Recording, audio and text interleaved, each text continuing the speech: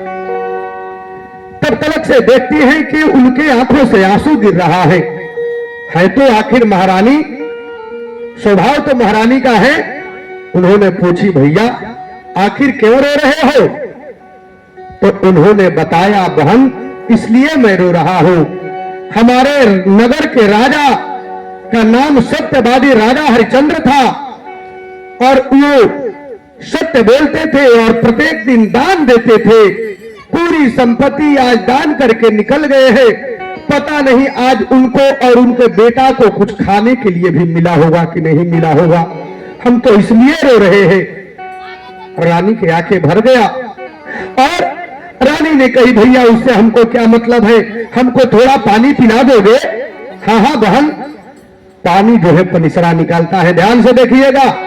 और जो ही पानी निकाला, राजा हरिश्चंद्र आगे आगे जा रहे हैं और देखे कि मेरा पत्नी का और मेरे बेटा का आवाज कहीं नहीं दिखाई दे रहा है। पीछे कहीं छूट गए कहा? तो देखे क्या, दूर से देख रहे हैं कि मेरे बेटा के हाथों में पानी भरने वाला जो है जल गिरा रहा है और मेरा बेटा अंजुली बना करके पीने वाला है। बाहरे राजा हरिश्चंद्र, ये धर्म होता है अपने दिल पर पत्थर रख करके। और राजा हरिश्चंद्र ने दूर से चिल्ला दिया, ए महारानी सभ्या, ये क्या कर रही हो? रानी ने कही कि महाराज मैं अपने बेटा को जल पिला रही हूं। राजा ने छाती पीट करके कहा, रे पगली, अपने बेटा को जल मत पिलाओ। रानी ने कही, महाराज यदि मैं जल नहीं पिलाऊंगी तो मेरा बेटा मर जाएगा। बाहरे राजा हरिश्चंद्र अपने दिल पर पत्थर रख करके वहीं से चिल्ला दिए, अरे महारानी, हो सकता है यदि तेरा बेटा पानी पीने के बगैर मर जाएगा तो दूसरा बेटा आ जाएगा, लेकिन यदि मेरा धर्म चला जाएगा तो फिर से अब धर्म आने वाला नहीं है। अब फिर से धर्म आने वाला नहीं है। क्यों? इसलिए कि मैं पूरी संपत्ति को दान कर दिया हूं और दान किया हुआ संपत्ति को लेना यह दोष लगता है, धर्म के विरुद्ध हो जाएगा। सोचो उस मां पर क्या बीता होगा जो मां सुनी कि मेरा बेटा मर जाए, 5 साल का बेटा, कोई अपराध नहीं। एक बात बताऊं, ये मां क्या होती है, थोड़ा सा केवल 5 मिनट। एक तो लड़का था, ईमानदारी से सुनिएगा, और लड़का की उम्र 5 साल का था। मां उसकी मर गई। और जब लड़का के मां मर गई ना,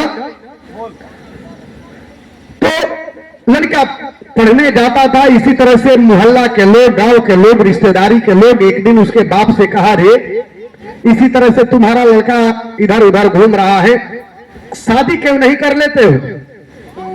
लड़का ने कहा कि यदि हम शादी कर लेंगे ना तो मेरे बेटा को परेशानी होने लगेगा। लोगों ने कहा, रे कम से कम तुमको तो खाना वाना टाइम पर देगी, शादी कर लो। करते करते 2-4 महीना, 5 महीना, 10 महीना, साल भर के बाद शादी कर लिया। और शादी कर लिया तो सौतेली होती है, दुख देने लगी। एक दिन स्कूल में जब लड़का गया ना तो देखे मास्टर साहब की कपड़ा गंदा है। मां क्या होती है? मास्टर ने मारे 2 थप्पड़, कह रे बेवकूफ, कपड़ा गंदा पहन करके आया है। लड़का रोते हुए कहा, ये मास्टर साहब मेरी मां नहीं है ना, मेरी मां मर गई है ना, तो मेरा कपड़ा साफ करने वाला कोई नहीं है मास्टर साहब। मास्टर साहब उस लड़का के भावना को नहीं समझे और 2 चमेटा मार करके कहे, जल्दी जाओ, जाकर के बढ़िया कपड़ा पहन करके आओ। लड़का सोचा यदि घर पर जाएंगे ना वही सौतेली मां मारेगी, क्यों नहीं स्कूल के बाहर जो है 2-4 घंटा बिता लेंगे। और स्कूल के जो ही लड़का बाहर गया उसके बाप मिल गया। अब बाप ने कान पकड़ करके पूछा, रे तुमको हम विदा किए थे पढ़ने के लिए, अब पढ़ने के डर से तू इधर उधर घूम रहा है? लड़का रो करके कहा, ये बाबूजी हम इसलिए नहीं रो रहे हैं, इसलिए रो रहे हैं कि यदि घर पर जाएंगे तो मेरी मां मारेगी और स्कूल में जाएंगे तो मेरे मास्टर साहब मारेंगे। कपड़ा गंदा हो गया है, 5 साल का उम्र है, हमसे साफ नहीं होगा। बाप ने, निर्दयी बाप ने भी मारा, लड़का के भावना को नहीं समझा और कहे, जाओ अब जल्दी से जाकर के कपड़ा बाद में साफ होगा, पहले पढ़ाई करो। लड़का सोचा स्कूल में जाएंगे तो मास्टर मारेंगे, और स्कूल के बगल में एक चबूतरा था, चबूतरा पर नीम के पेड़ था। लड़का उसी नीम के पेड़ के पास चबूतरा पर बैठ गया। अब बैठते में देख रहा है मास्टर साहब पढ़ा रहे हैं, क से कबूतर, ख से खरहा, ग से गदहा, घ से घोड़ा। देखते देखते में लड़का को नींद आ गया। थका हुआ लड़का रोया था। जब सोया ना तो देखा क्या कि सपना में मेरी माँ आ गई है। अजय ही देखा कि सपना में माँ आ गई है। माँ को अपने गले से पकड़ लिया और पकड़ करके माँ से बोला, ए माँ, मुझे छोड़ करके नहीं न जाओगी माँ? अरे सब लोग कहते थे कि तेरी माँ मर गई है, ये माँ एक बार बोले ना, मुझे छोड़ करके नहीं न जाओगी? माँ कुछ बोल नहीं रही है। लड़का बार बार अपने से कह रहा है, ए माँ, इसीलिए न तू छोड़ करके चली गई थी कि मैं अंटी करता था, शरारती था, लो मैं कान पकड़ रहा हूँ, एक बार कह दो कि मैं तुम्हें छोड़ करके नहीं जाऊंगा। जो ही इतना बात बेटा के सुनी, माँ के आंखों से आंसू निकलने लगा और मरी हुई माँ सपना में गोद में उठा लिया और उठा करके बोलती है, लल्ला, अब मैं तुम्हें छोड़ करके कहीं नहीं जाऊंगी, लेकिन एक बात बताओ, मैं जब नहीं थी तो क्या तुमको कोई कुछ बोलता था? लड़का बिलख करके कहता है, ए माँ, ये मत पूछो कि कौन क्या कहता था। अरे कौन ऐसा नहीं था जो हमको नहीं डांटता था, नहीं मारता था, नहीं फटकार करता था? सब लोग मुझे डांटते थे, फटकारते थे, अनेक प्रकार के बात बोलते थे। माई क्या होती है कि अपना माई ऐसन दुनिया में, अरे अपना माई ऐसन दुनिया में, अरे माई नहीं थे हो, अरे माई नहीं थे कि जे अभागा बा तो कर घरवा माई नहीं थे, जे अभागा बा।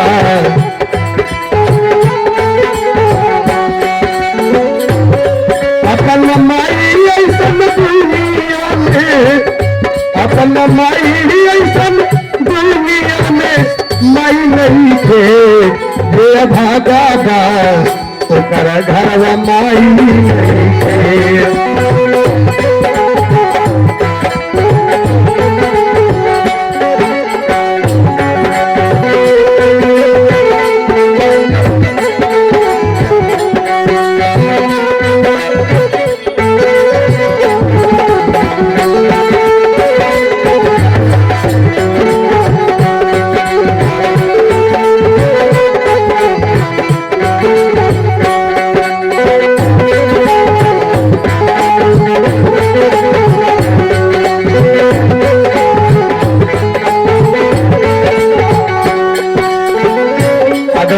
विश्वकर्मा जी की तरफ से बच्चू विश्वकर्मा जी की तरफ से राजा हरिचंद्र के कथा में 200 रुपया का दान, जोरदार तालियों से आप लोग स्वागत करिए।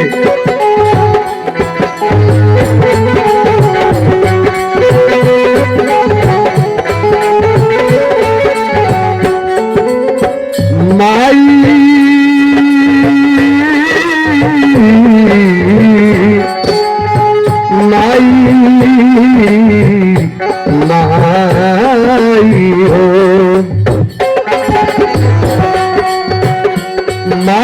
अब तन तेल लगावे, हमके गोदी में खेलावे,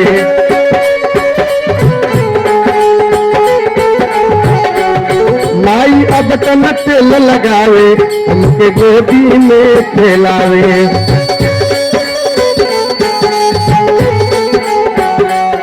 माई के अचरा से बढ़ के कवनो, माई के आचरा से बढ़ के रजाई नहीं थे हो, रजाई नहीं थे, ये अभागा बा तो कर घरवा माई नहीं थे, ये अभागा बा।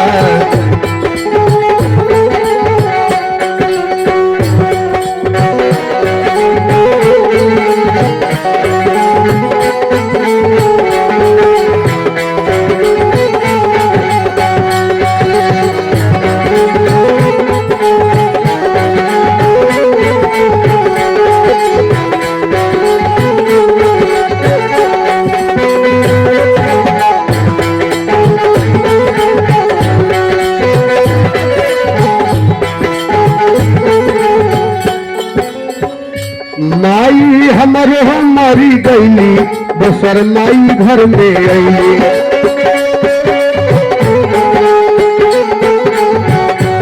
माई हमरे हो मरी गईली, दोसर माई घर में अईली।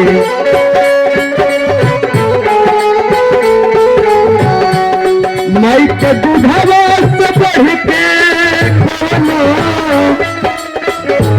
माई के दूधवा से बढ़ के मिठाई नहीं थे हो, मिठाई नहीं थे।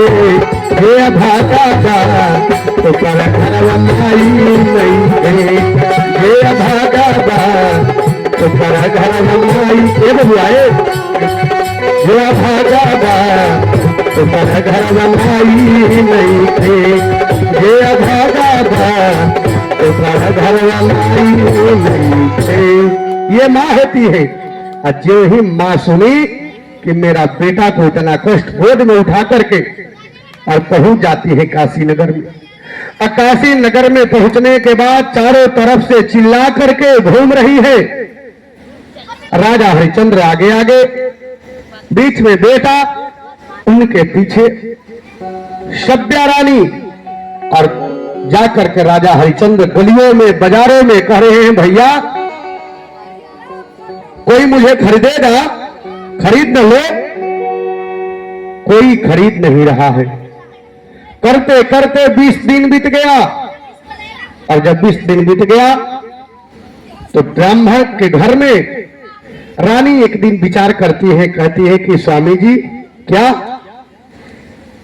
आपका न बिकना ये भी कोई भगवान का कृपा ही है, लेकिन आपकी मैं अर्धांगिनी हूं, इसलिए क्यों न मैं ही बिक जाऊं।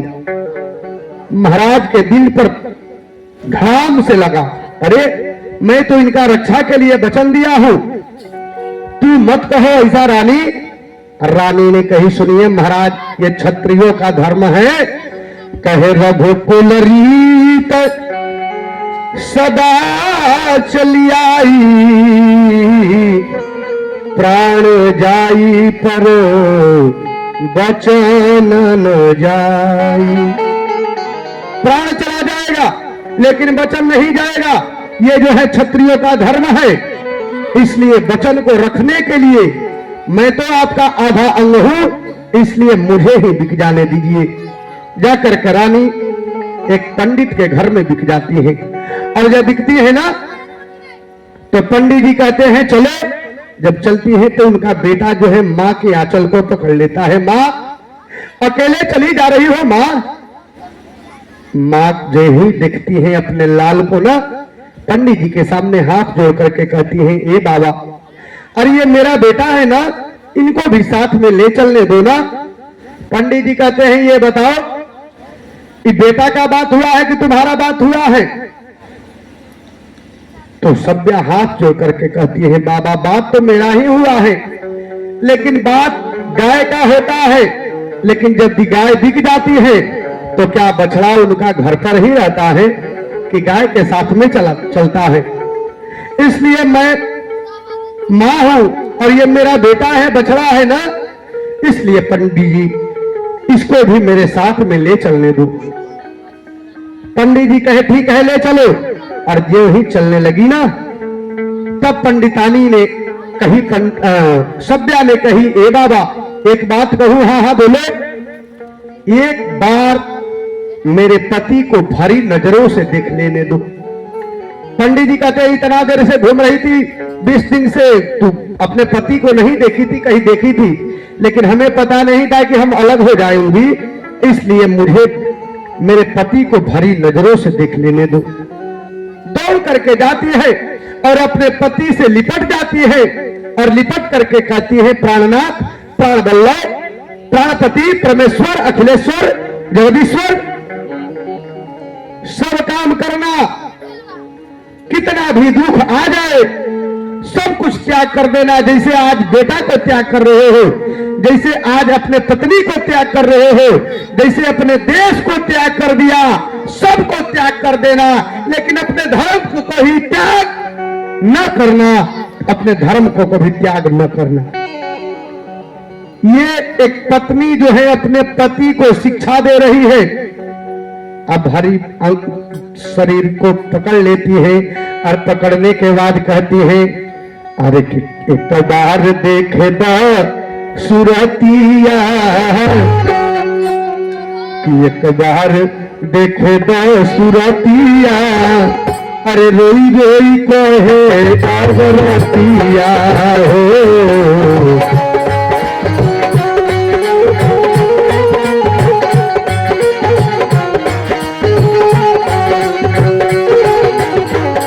एक बार देखे दो सूरतिया, रोई रोई कहे आगरतिया हो।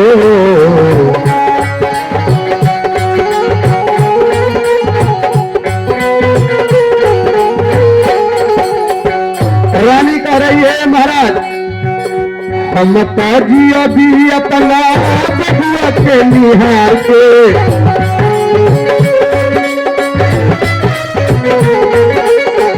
हम ताजी अभी अपना बबुआ के निहार के,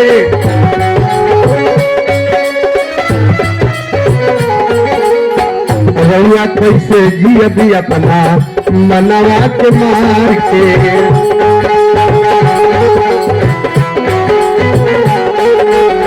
रउआ कैसे जी अभी अपना मनवा के मार के।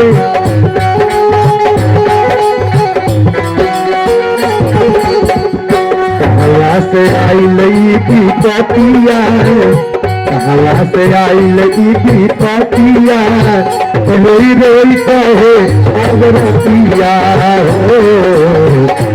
बार देखे